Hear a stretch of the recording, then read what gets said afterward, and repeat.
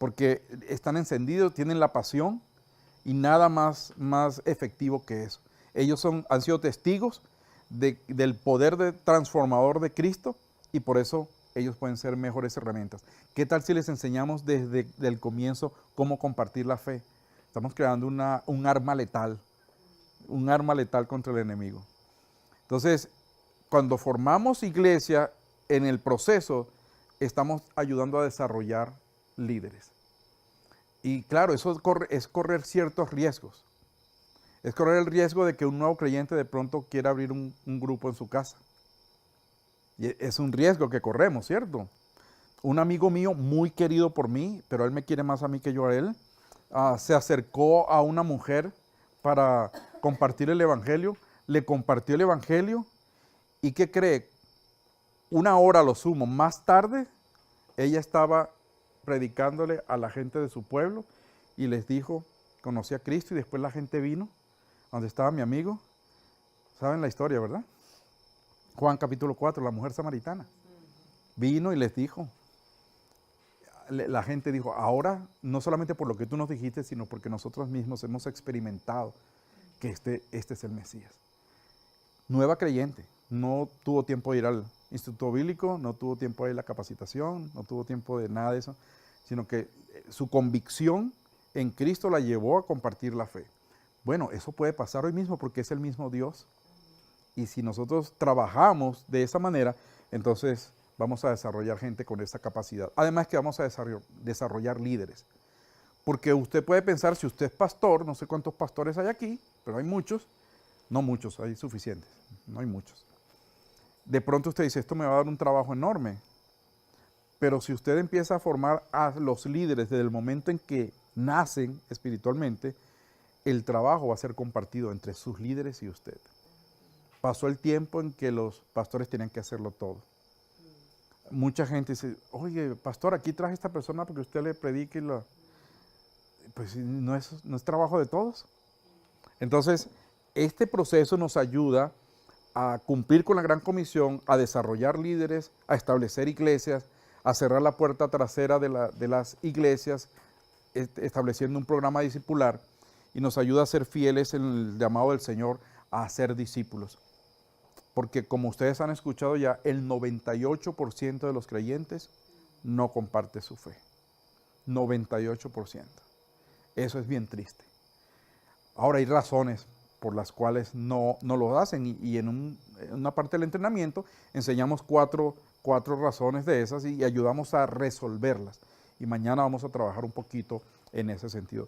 Lo que estamos viendo hoy pues es un poco como cuál será el panorama que vamos a desarrollar durante estos 4 días.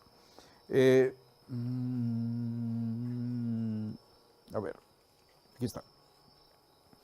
Tú vas a editar esto para que no se vea que yo paso por allí, ¿verdad? Déjeme mostrarle que hay herramientas que nosotros damos como parte del entrenamiento. Hay herramientas que usamos y que tienen que ver con cada uno de estos campos. Por ejemplo, para entrar, es decir, para alcanzar a la gente, usamos herramientas como el Oikos. ¿Quién recuerda qué es el Oikos? ¿Qué es? Sí, dígalo, brother.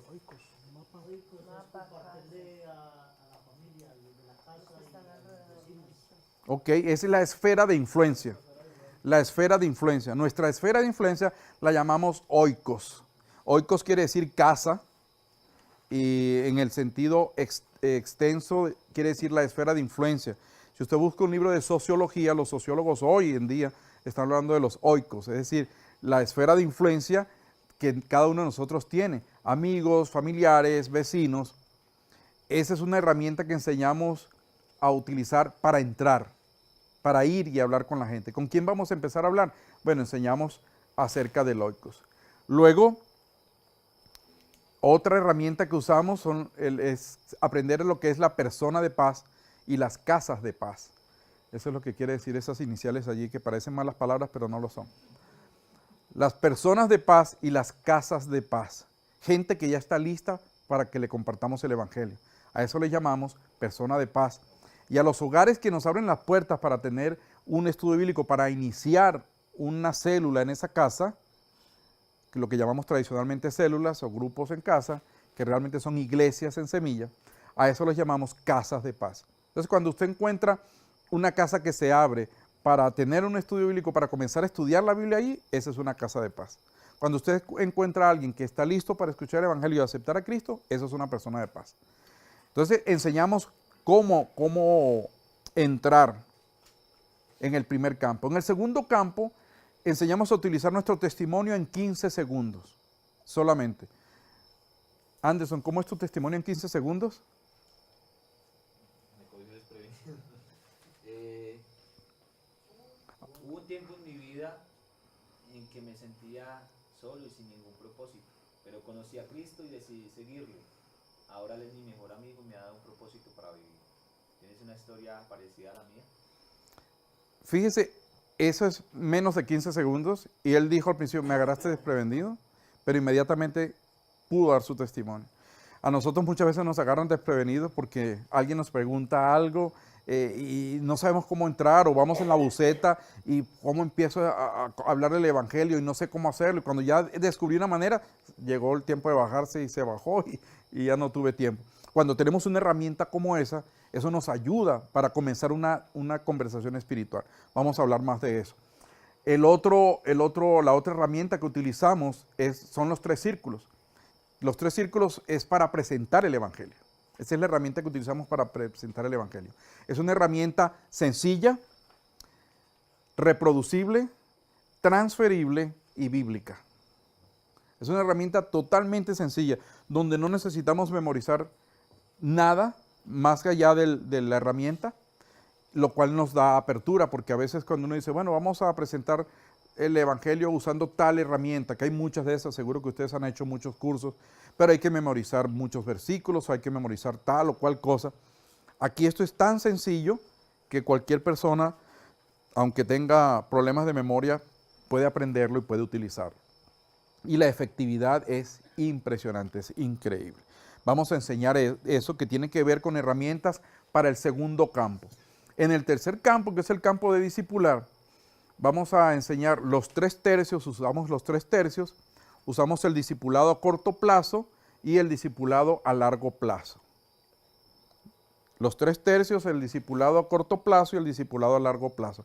¿Qué son los 3 tercios? No son 3 personas que vienen y nos hablan de...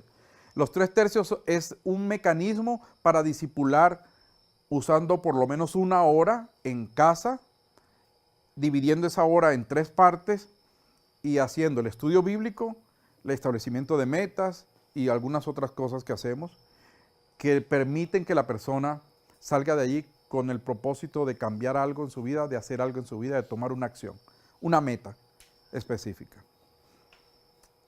Y en reunir, que tiene que ver con formar a la iglesia, usamos otra vez los 3 tercios, usamos el círculo de la iglesia y usamos el mapa de generación.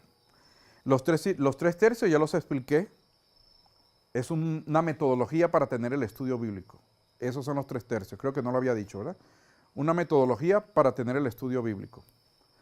El círculo de la iglesia es un estudio basado en Hechos capítulo 2 que nos muestra cuáles son... 9 cosas. Nos muestra 9 cosas que son 9 funciones de la iglesia. Son 9 funciones de la iglesia. Una vez que el grupo en casa ha alcanzado esas 9 funciones, estamos frente a una iglesia establecida como lo establece o como lo fija el Nuevo Testamento. Probablemente usted dice, pero yo no quiero fundar otra iglesia, yo quiero fortalecer la mía, pues esto le va a ayudar, pero corre el riesgo de tener que fundar otras nuevas iglesias. Un amigo nuestro, Jacob, se fue a Haití. En Haití pasó creo que 3 años y fundó 7,000 iglesias en casa, en un país duro, espiritualmente hablando. Usted sabe, pues ahí los zombies caminan, los muertos caminan por las calles, literalmente. Eso pasa en Haití. Y Jacob llegó para fundar 7,000 iglesias en casa. 7,000. Imagínese eso. Entonces, esto funciona. Y el mapa de generación es una herramienta para ayudarle a identificar cómo van las distintas iglesias que usted está fundando. cómo van esos grupos que usted tiene, cómo están creciendo. Y vamos a hablar muchísimo de esto. Adicionalmente, en lo que tiene que ver con la quinta parte, utilizamos dos herramientas. Una que llamamos el principio 222, el principio 222, basado en 2 Timoteo 2. ¿Se recuerda el versículo? Lo que has oído de mí ante muchos testigos. Este enseña a hombres fieles que sean capaces también a otros. Entonces tenemos esas generaciones de discípulos que se van desarrollando, las basamos en el principio 222. Tú eres un Timoteo, tú eres un Pablo, que encuentras tu Timoteo, y ese Timoteo va a encontrar a sus propios Timoteos, pero que van a ser tus hombres fieles, y los Timoteos de esos hombres fieles van a ser tus otros. Entonces se genera una cadena de discipulado que no se detiene. ¿Comentarios sobre esto? ¿Alguna inquietud? Este es el tiempo. Si su pregunta no la podemos contestar aquí porque es muy profunda, pues al final hable con Rafa y Rafa puede contestar cualquier pregunta. Yo puedo contestar cualquier pregunta también, cualquiera. No importa de lo que usted me diga, yo puedo contestarle, de cualquier clase. ¿Tiene alguna pregunta? Porque no sé es una respuesta. Así es que yo puedo decir no sé. Y eso es una respuesta. Muy bien. Yo sé que estamos dando mucha información al principio, pero es para que usted tenga una idea, ok, ¿hacia dónde vamos esta semana? ¿Hacia dónde vamos esta semana? Vamos hacia allá, a ver estas cosas en nuestra formación para luego compartirlos con otros. Nuestra idea no es que usted se quede con esto y usted diga, ya tengo suficiente con esto, ahora me voy a hacer el pastor más fuerte de mi zona, y voy a tener la iglesia más grande y voy a fundar más iglesias que cualquier otro. Esto es para compartirlo con otros, especialmente con esa gente que usted tiene cerca. Si no tiene un Timoteo todavía, empiece a pensar en, Señor, dame un Timoteo. Yo tengo una meta de Timoteos para 5 años, ya llevo 2 años. Fíjese una meta, yo le animo, fíjese una meta. ¿Cuántos Timoteos puede usted tener? Y pídaselos a Dios. Y una meta que sea realista. Pero imagínense si cada uno de nosotros tiene 2 Timoteos. Y cada uno de esos 2 Timoteos tiene 2 Timoteos. Mire cómo se va desarrollando, ¿no? Y por supuesto cada uno de ellos haciendo discípulos, evangelizando, etcétera, etcétera. Muy bien. Para hacer todas estas cosas, para cumplir estos 4 campos, yo no sé si se ve las letras azules allí, ¿se ve? ¿Qué dice? Permanecer. Podemos tener la mejor estrategia evangelística y discipular que se haya creado en el mundo, nunca jamás. Podemos tener eso. Pero si eso no está fundamentado en permanecer en Cristo, no será sino simplemente una herramienta, una estrategia, un plan que no va a dar resultado. Puede que funcione por un tiempito y después hasta ahí se queda. ¿Qué significa permanecer en Cristo? Pues vamos a conectar el corazón del Padre con eso de permanecer en Cristo y vamos a ver las dos cosas. ¿Qué significa permanecer en Cristo y cómo conectarse con el corazón del Padre? Permanecer en Cristo tiene que ver básicamente con 3 cosas. 1, meditar en la palabra de Dios. 2, orar. Y 3, depender del Espíritu Santo. Eso es permanecer en Cristo. 1, meditar en la palabra de Dios, leerla, estudiarla, orar y depender del Espíritu Santo.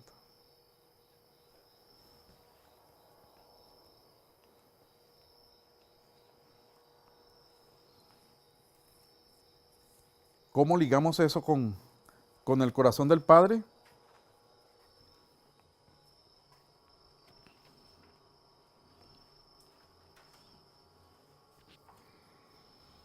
¿Alguien quiere leer Juan capítulo 14, versículos 21 al 24?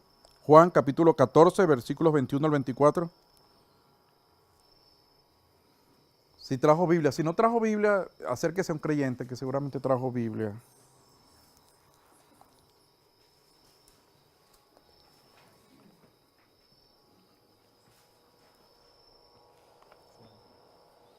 Juan 14, 21 al 24. El que tiene mis mandamientos y los guarda, ese es el que me ama. Y el que me ama será amado por mi Padre. Yo le amaré y me manifestaré a él. Le dijo Judas, no el Iscariote: Señor, ¿cómo es que te manifestarás a nosotros y no al mundo? Respondió Jesús y le dijo: el que me ama, mi palabra guardará, y mi Padre le amará, y vendremos a él y haremos morada con él. El que no me ama no guarda mis palabras, y las palabras que habíais oído no es mía, sino del Padre que me envió. Pues hay varias cosas interesantes en ese pasaje. El versículo 21 dice, en esta versión dice, el que tiene mis mandamientos y los guarda, él es quien me ama. Y el que me ama será amado por el Padre, y yo lo amaré y me manifestaré a él. Si alguno me ama, el versículo 23, mi palabra guardará y mi Padre lo amará. Así que hay varias cosas ahí interesantes. La primera de ellas es la obediencia, ¿cierto? La obediencia es lo primero. Y la permanencia en Cristo está ligada, está ligada con el corazón del Padre, lo que el Padre quiere. Por eso decimos que íbamos a conectar permanecer en Cristo con el corazón del Padre. ¿Cómo saber lo que hay en el corazón del Padre? Como hemos llamado este esquema. ¿Cómo saberlo? Pues la Biblia lo dice. Si permanecer es obedecer los mandamientos del Padre, lo que el Padre quiere, entonces necesitamos saber qué es lo que el Padre quiere para permanecer en Él, ¿cierto? Es como un juego de palabras allí. No se preocupe, eso quiere decir que nos queda media hora. Sí, estaba ya continuada con la hermana. Si es para mí, no estoy, hermano. Que yo llamo después, dígale. No se preocupe, nos pasa a todos. Ok, entonces, ¿qué es lo que hay en el corazón del Padre? Bueno, si uno lee la Escritura se va a encontrar con 3 grandes mandamientos del Señor. Especialmente lo que tiene que ver en el Nuevo Testamento. Cuando le preguntaron a Jesús, ¿cómo resumes toda la ley? ¿Qué dijo el Señor? Amarás a Dios con todas tus fuerzas, ¿verdad? Con todo lo que tú eres. ¿Y la segunda parte? Amarás a tu prójimo. Así que, ¿qué hay en el corazón del Padre? Que le amemos a Él y que amemos a nuestro vecino, a nuestro prójimo, que amemos a la gente que está alrededor de nosotros.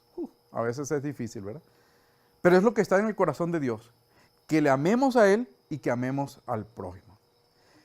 Y Jesús mismo, el mismo que dijo, la ley se resume en esto, antes de irse, en Mateo 28, 18 al 20, dijo, ¿cuál fue el mandamiento que nos dejó?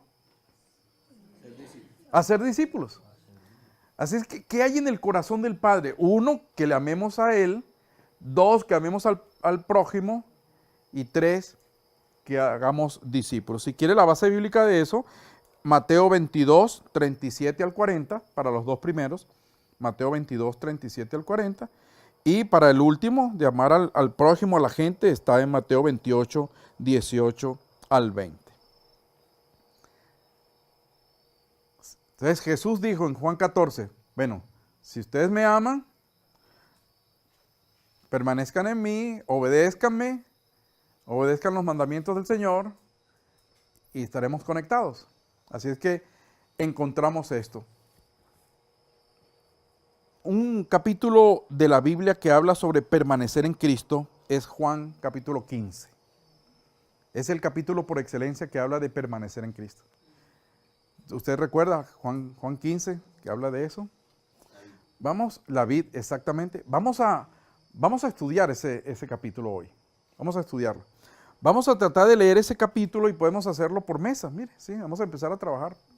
Vamos a hacerlo por mesa. Vamos a leer el capítulo 15 y vamos a tratar de encontrar versículos donde se hable de amar a Dios, de amar al prójimo o de hacer discípulos. En ese capítulo 15 del libro de Juan. ¿Les parece? Los que están despiertos, solo los que están despiertos. Por mesas. Entonces, alguien que lo vaya leyendo y alguien va anotando si quiere y diga, aquí habla de amor a Dios, aquí habla de amor al prójimo, aquí habla de hacer discípulos.